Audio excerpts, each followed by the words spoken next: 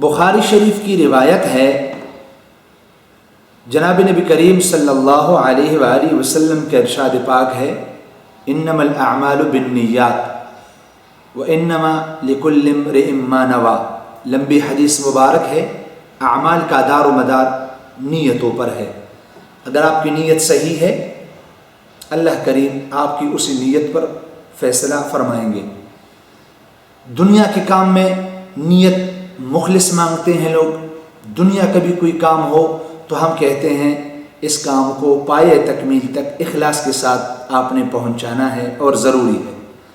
تو آخرت کے کاموں میں تو پھر اخلاص اور بھی زیادہ ضروری ہے، کیوں؟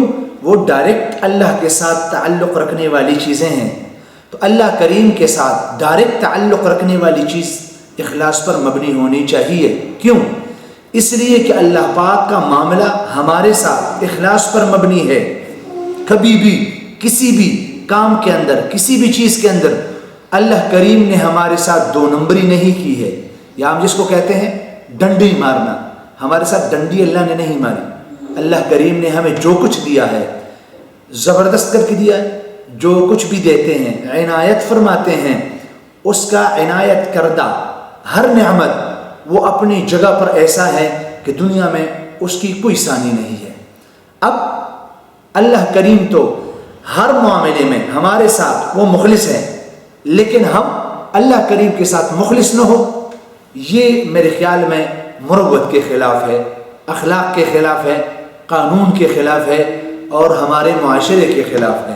اس لیے جب آپ اللہ سے یہ تقاضا کرتے ہیں کہ اللہ کریم میرے ساتھ آپ مخلص، وہ ہے بھی مخلص، لیکن آپ اس سے اخلاص والی چیزیں مانگتے ہیں، مال میں، دولت میں، دنیا میں، آخرت میں، ساری چیزیں، یا اللہ میں جیسے مانگتا ہوں یا اللہ تو ویسے میرے ساتھ رکھ، لیکن ہم اس کے ساتھ وہ والا معاملہ نہیں کرتے۔